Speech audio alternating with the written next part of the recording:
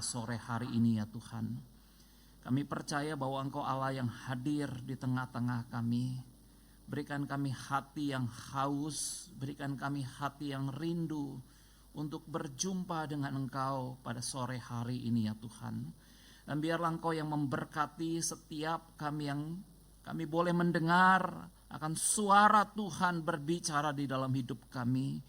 Biarlah setiap kami memiliki hati yang mau untuk belajar akan kebenaran firman-Mu yang olehnya kami boleh bertumbuh, berbuah di dalam Engkau ya Tuhan. Allah Roh Kudus bekerjalah di tengah-tengah kami. Tolong hamba-Mu yang memberitakan dan tolong setiap kami yang mendengar firman-Mu. Biar hati kami diubahkan, hidup kami diubahkan untuk kami boleh semakin hari semakin serupa dengan Tuhan Yesus Kristus. Kami berdoa, bersyukur di dalam nama Tuhan Yesus Kristus. Amin. Amin. Silakan duduk Bapak Ibu, saudara-saudara sekalian. Senang sekali sore hari ini berjumpa dengan Bapak Ibu, saudara-saudara sekalian. Dan di sore hari ini saudara-saudara, kita akan kembali membahas akan pembahasan tentang rahasia berbahagia. Saudara-saudara, kita sudah membahas dari Matius 5 pasal yang ke-7 tentang berbahagialah orang yang berbelas kasihan. Dan minggu ini saudara-saudara kita akan membahas dari Matius 5 ayat yang ke-8. Kita akan bersama-sama saudara-saudara membuka Alkitab kita. Kita akan melihat dari Matius pasal yang ke-5 ayat yang ke-8. Dan kalau saudara-saudara bisa melihat yang ada di layar, saudara-saudara kita akan membaca ayat ini bersama-sama. Matius 5 ayat yang ke-8. 1, 2, 3. Berbahagialah orang yang suci hatinya, karena mereka akan melihat Allah. Saudara-saudara, ayat ini begitu singkat sekali, tetapi saya percaya saudara-saudara ayat ini mengandung kebenaran yang perlu untuk kita hidupi di dalam kehidupan kita. Matius 5 ayat yang ke-8 tadi dikatakan berbahagialah orang yang suci hatinya, karena mereka akan melihat Allah. Saudara-saudara, saat ini kita hidup di tengah-tengah satu zaman di mana orang lebih mementingkan akan yang namanya casing daripada isinya. Betul gak saudara-saudara? Orang kadang-kadang lebih melihat akan penampilan yang ada di luar daripada akan isinya, apa yang ada di dalamnya. Dan saudara-saudara, di India itu sedang populer saudara-saudara satu handphone yang mirip dengan iPhone 17 Pro Max. Wah, saudara-saudara, ini handphone yang cukup mahal sekali. iPhone 17 Pro Max itu sekitar 25 juta sampai 40 juta saudara-saudara. Tetapi saudara-saudara, di India ternyata ada handphone yang dibuat mirip dengan iPhone 17 Pro Max, yaitu Huawei 17 Pro Max saudara-saudara. Nama belakangnya mirip tetapi depannya nggak mirip saudara-saudara. Dan saudara-saudara perhatikan bahwa handphone ini dari tampak keluar casingnya mirip dengan iPhone. Dan Huawei 17 Pro Max saudara-saudara harganya cuma 1 juta. Jadi beda banget saudara-saudara antara 1 juta dengan 25 juta. Harga yang berbeda. Tetapi saudara-saudara, namanya orang saudara-saudara. Buat mereka bukan yang penting iPhone 17 Pro Max, tapi buat mereka yang penting adalah gaya saudara-saudara. Gaya dong. Wah, mereka taruh di sini kan.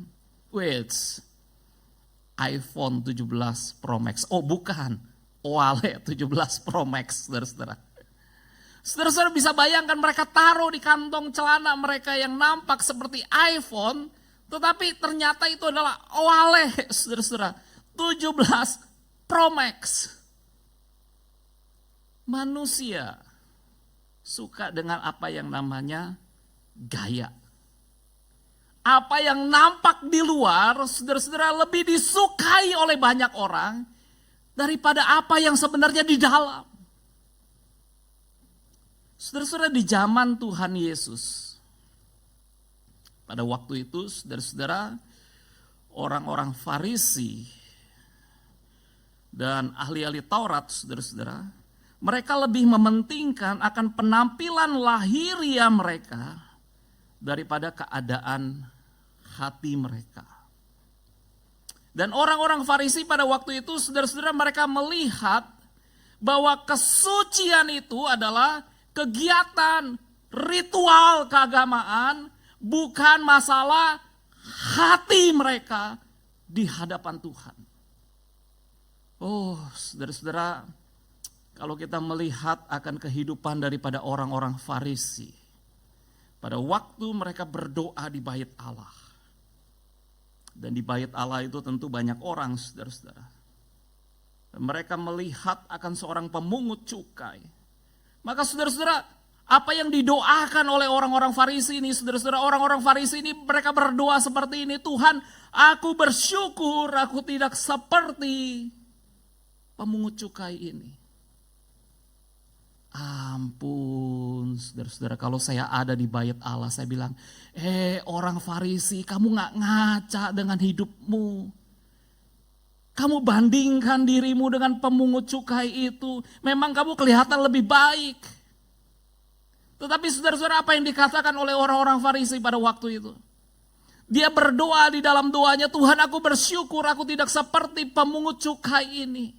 Aku bukan perampok, aku bukan orang lalim, aku bukan penjina.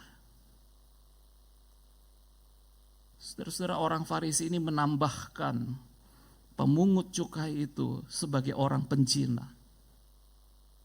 Dan sebenarnya belum tentu pemungut cukai itu orang berzina. Kalau merampok, betul lah mereka merampok. Karena pemungut cukai itu adalah orang yang bekerja kepada kerajaan Romawi pada waktu itu. Dan dia merampas harta daripada orang-orang Yahudi. Dan kemudian saudara-saudara, harta itu dia ambil. Dan kemudian dia bawa kepada kerajaan Roma pada waktu itu. Kalau perampok, betul lah. Pemungut cukai itu perampok. Tetapi siapa yang mengatakan pemungut cukai itu penjina? Orang Yahudi dengan mata yang sinis. Dia menghakimi pemungut cukai itu.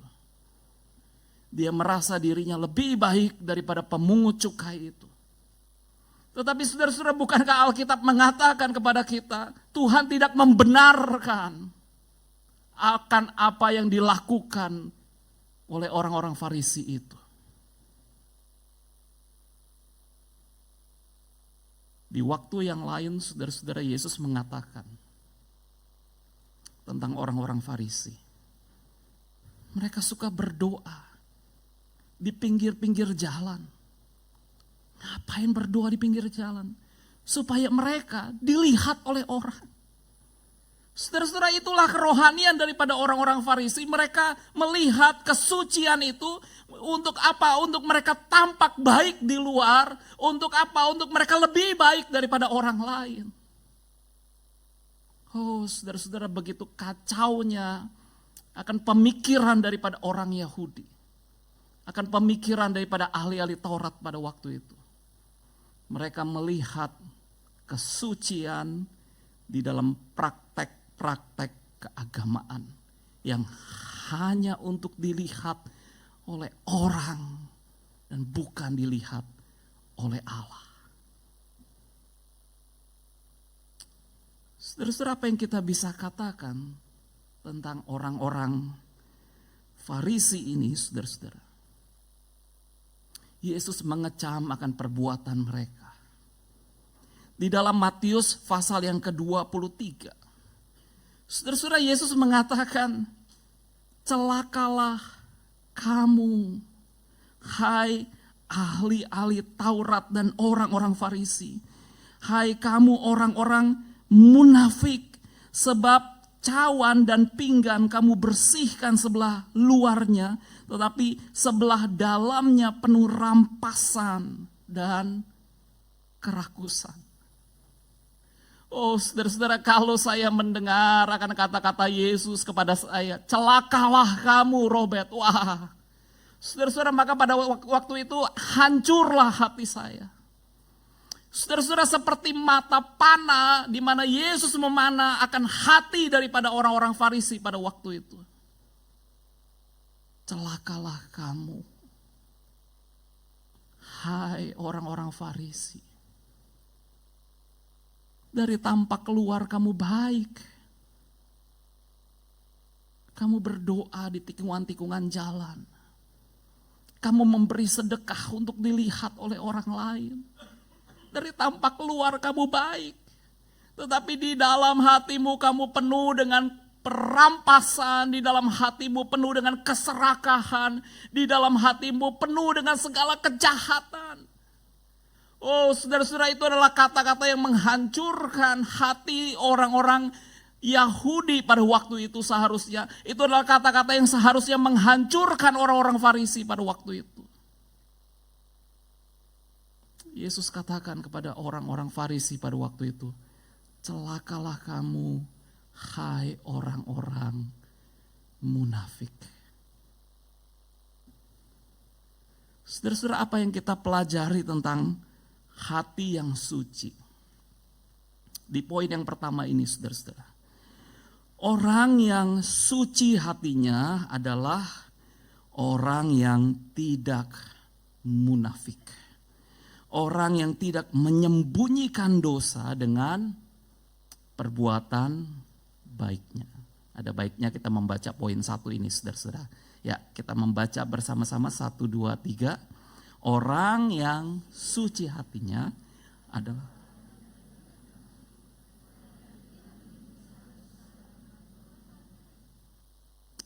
saudara-saudara, seorang penafsir Alkitab yang bernama Adrian Rogers, saudara-saudara, pada waktu menafsirkan tentang kata suci hati, saudara-saudara, kata suci hati di dalam bahasa Yunani itu bisa diterjemahkan sebagai orang yang murni hatinya.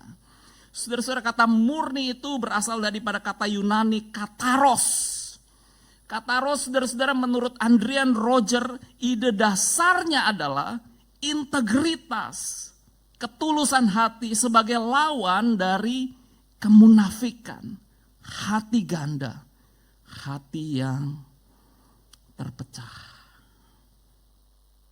Saudara-saudara, ini lawan daripada integritas, yaitu kemunafikan. Dan saudara-saudara, apa yang Yesus inginkan dalam hidup kita? Dia ingin kita punya hati yang murni, hati yang suci, hati yang tidak menyembunyikan dosa dengan perbuatan baik kita. Saudara-saudara, ada seorang pemuda, dia merintis sebuah usaha bisnis. Dia membangun usaha ini. Dia membangun dengan kejujuran, saudara-saudara. Dan kemudian dia mulai mencari partner bisnis untuk bisa mengembangkan akan bisnisnya. Pada waktu saudara-saudara dia mencoba untuk mengembangkan bisnisnya, bergaul dengan banyak orang, dengan partner bisnisnya. Kemudian saudara-saudara, partner bisnisnya saudara-saudara mulai melencengkan dia daripada kebenaran Tuhan. Mulai diajak saudara-saudara, ayo kita dugem. Wah, dugem itu apa? Dunia gemerlap, saudara-saudara. Dunia gelap. Dan mulai diajak saudara-saudara masuk ke dalam dunia gelap seperti itu. Tadinya dia memulai bisnisnya dengan jujur, dengan benar. Tetapi kemudian saudara-saudara, apa yang terjadi? Dia mulai tipu-tipu sana, tipu sini. Dia mulai berbohong sana, berbohong sini.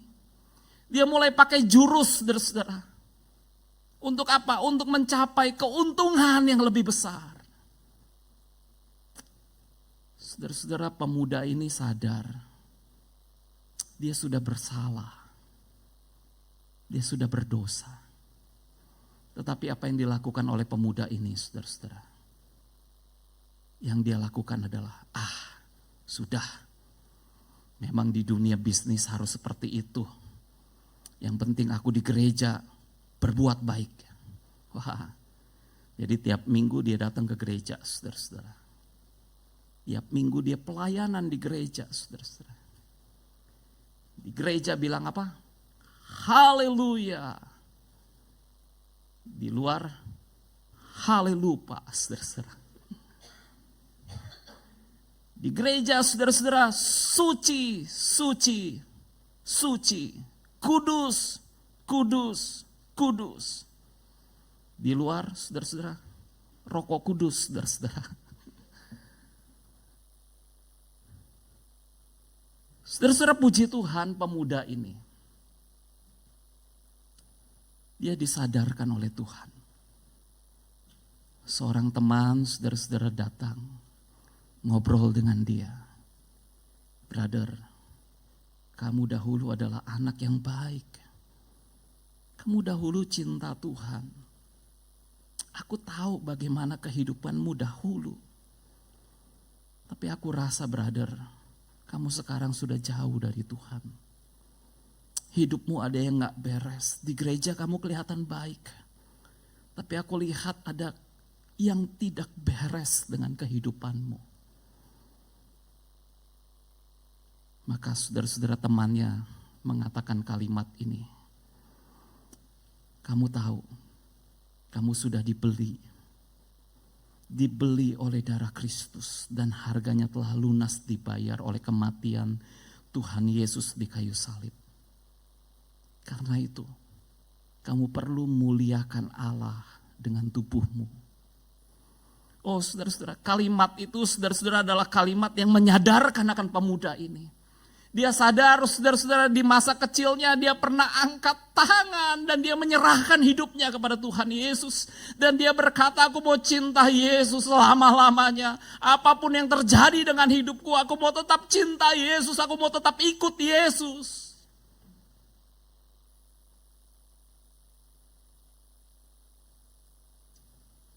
Hati pemuda ini kembali kepada Tuhan.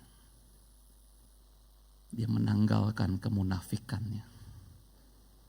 Dia menanggalkan kehidupan dosanya. Dan dia hidup benar di hadapan Tuhan. Saudara-saudara, pada waktu kita berbicara tentang berbahagialah orang yang suci hatinya. Maka saudara-saudara, ini menimbulkan satu pertanyaan di dalam diri kita. Lalu Robert, bagaimana saya bisa menjadi orang yang memiliki hati yang suci di tengah-tengah dunia yang berdosa? Oh saudara-saudara, besok ketika saudara kembali ke tengah-tengah dunia ini, atau saudara-saudara ketika saudara pulang dari gereja, saudara kembali ke tengah-tengah dunia ini, saudara-saudara kembali ke tengah-tengah dunia, saudara-saudara, kita akan melihat dosa di sekeliling kita. Teman kita yang ngomongnya kasar, nyakitin kita, saudara-saudara. Kita akan berhadapan dengan rekan kerja yang menyebalkan buat kita hati kita jadi kesel. Saudara-saudara, kita akan berhadapan dengan dunia yang berdosa. Dan pertanyaannya, bagaimana kita bisa punya hati yang suci? Dunia yang berdosa itu terkadang membuat hati kita terpolusi oleh dosa. Saudara-saudara, kalau kita kena polusi udara, kira-kira apa yang terjadi dengan tubuh kita, saudara-saudara? Kemungkinan kita akan sesak nafas, saudara-saudara. Nafasnya jadi susah. Kita jadi susah nafas. Karena polusi udara, saudara-saudara. Udara yang kotor di sekeliling kita, saudara-saudara, membuat kita sesak nafas, saudara-saudara. Asma kita bisa kambuh, saudara-saudara. Kita sakit. Kalau nggak diobatin, kita bisa mati. Saudara-saudara, polusi udara, kita peduli dengan tubuh kita dan kita peduli bagaimana kita bisa sehat untuk tubuh kita, tidak terkena yang namanya polusi udara. Tapi pertanyaannya, bagaimana dengan kehidupan rohanimu? Dengan polusi dosa yang ada di sekitarmu. Seorang penulis buku yang bernama Dallas Willard, saudara-saudara, dia mengatakan, polusi hati terjadi ketika hati terpolusi oleh dosa, oleh ketakutan, oleh kesombongan, oleh kedengkian, dan oleh keinginan untuk tidak menuruti kehendak Allah. Saudara-saudara, dunia di sekeliling kita bisa membuat hati kita terpolusi oleh dosa. Dan pada waktu dosa itu masuk ke dalam hati kita, saudara-saudara, hati kita terpolusi oleh dosa. Kesombongan, saudara-saudara, akan diri kita yang kita merasa kita besar, lebih besar daripada Tuhan. Hati kita jadi penuh dengan kedengkian. Kita punya amarah, kita punya kebencian di dalam hati kita. Kita tidak menuruti lagi akan kehendak Tuhan di dalam hidup kita. Saudara-saudara, inilah dunia yang berdosa. Dan sekali lagi pertanyaannya buat kita, bagaimana kita dapat memiliki hati yang murni, hati yang suci, di tengah dunia yang berdosa. Saudara-saudara, dalam 1 Yohanes 1 ayat yang ke-9 dikatakan, darah Yesus anaknya itu menyucikan kita daripada segala dosa. Saudara-saudara, puji Tuhan, saudara-saudara, kita bisa memiliki hati yang suci, kita bisa punya hati yang murni, bukan dengan kekuatan kita. Tetapi Tuhan menyediakan darah Kristus. Itu berkuasa menyucikan hati kita yang terpolusi oleh dosa. Itu sebabnya saudara-saudara, pada waktu saudara mengikuti ibadah di dalam gereja GKY di tempat ini, saudara-saudara, ada satu momen yang tidak akan pernah saudara lepaskan, yaitu momen pengakuan dosa. Saudara-saudara, momen pengakuan dosa ini adalah momen yang penting di mana saudara-saudara kita menyadari akan diri kita orang berdosa, kita membutuhkan anugerah Tuhan. Dan oleh darah Kristus, saudara-saudara, hati kita disucikan. Hati kita dikuduskan. Hati kita dilayakkan.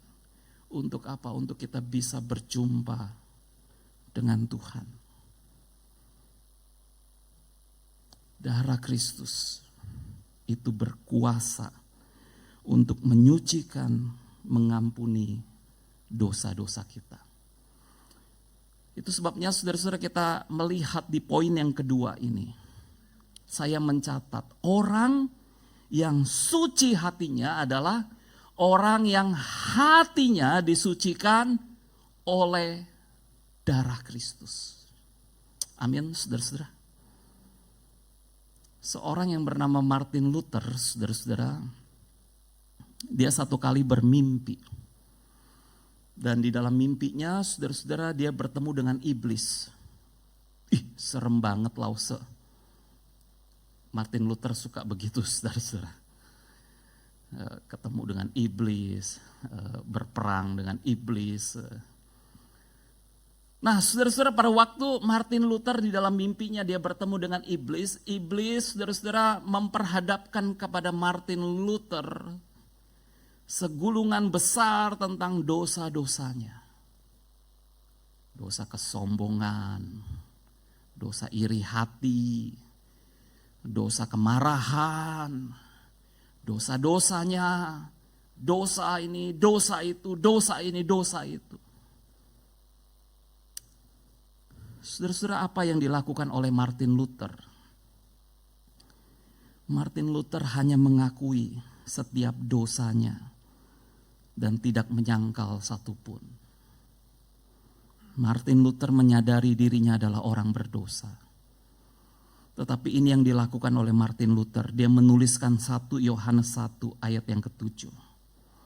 Dan Martin Luther mengatakan kepada iblis, darah Yesus, anaknya itu, menyucikan aku daripada segala dosa.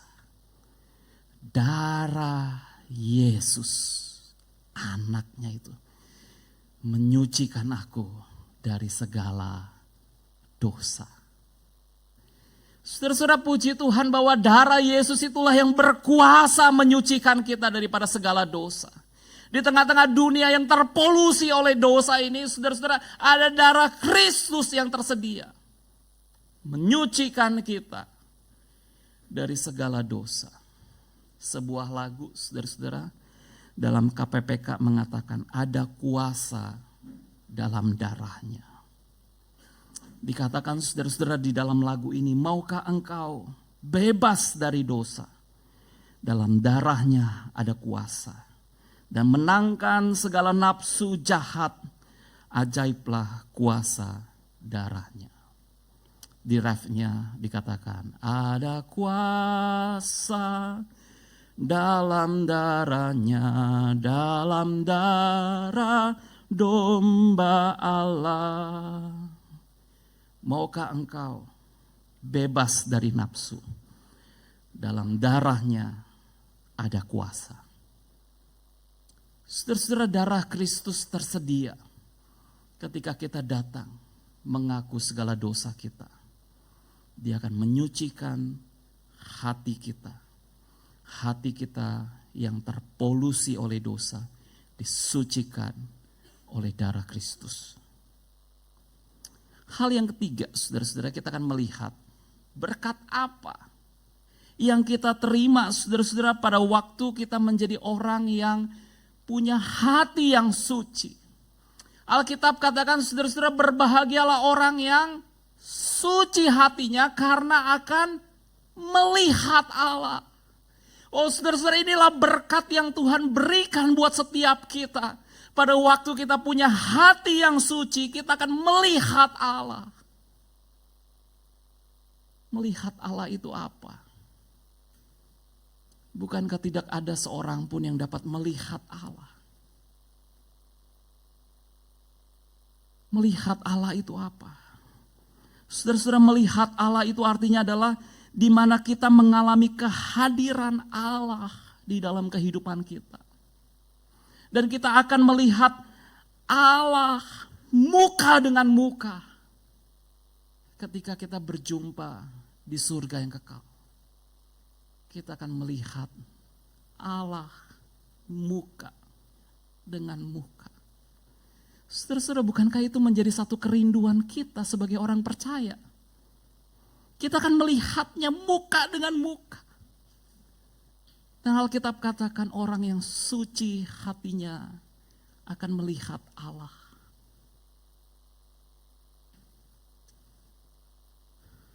Saudara-saudara, di Alkitab diceritakan tentang seorang yang bernama Yusuf. Yusuf ini adalah seorang anak muda yang menjaga hatinya untuk bisa memiliki hati yang suci, hati yang benar, hati yang murni di hadapan Tuhan.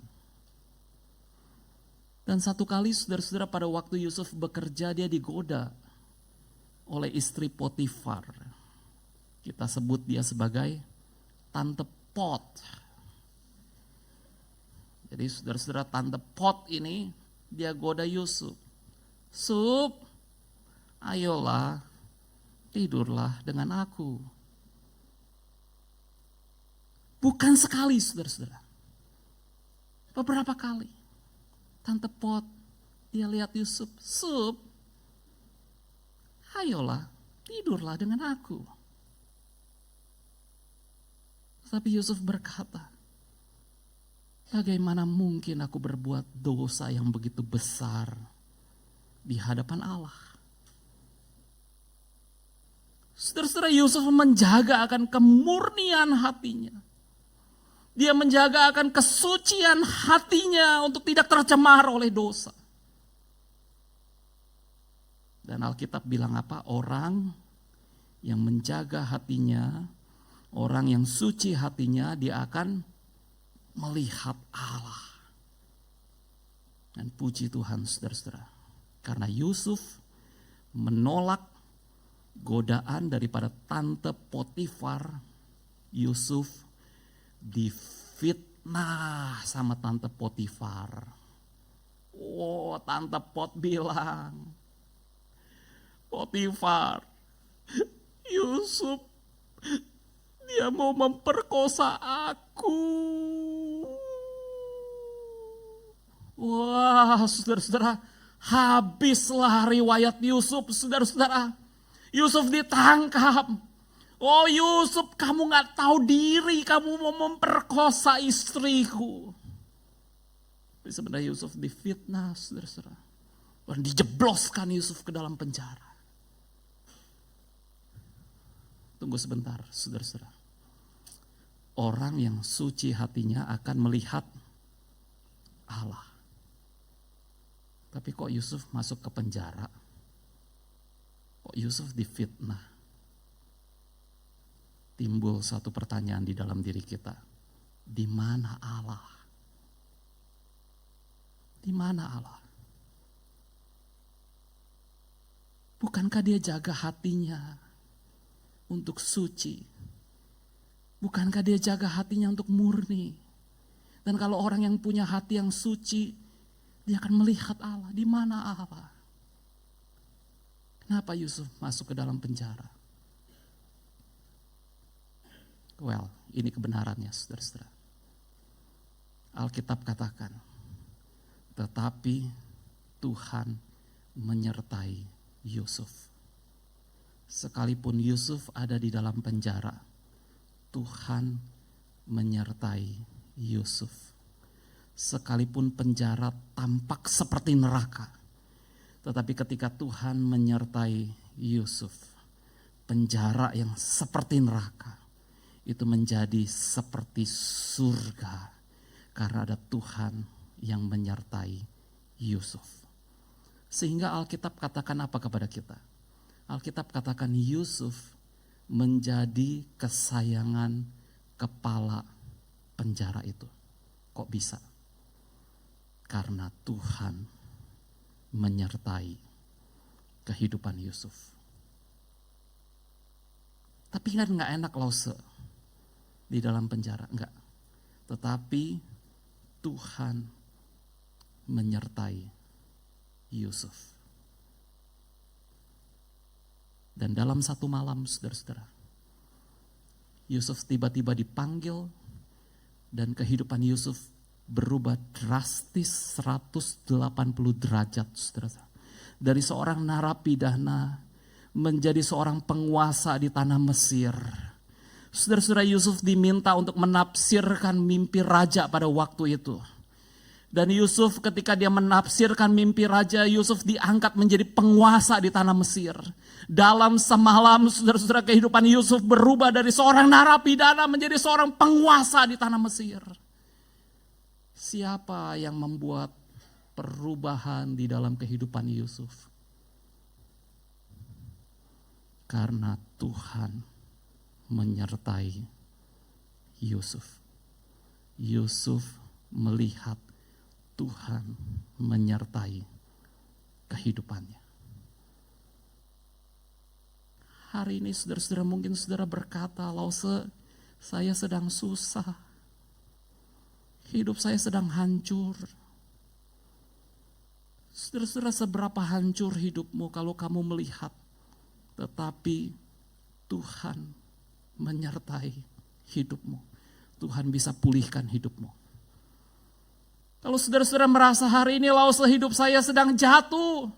Tetapi saudara-saudara, kalau hari ini saudara melihat, tetapi Tuhan menyertai kehidupanku, maka saudara-saudara, Tuhan akan mengangkat hidupmu dari kehancuran, keterpurukan.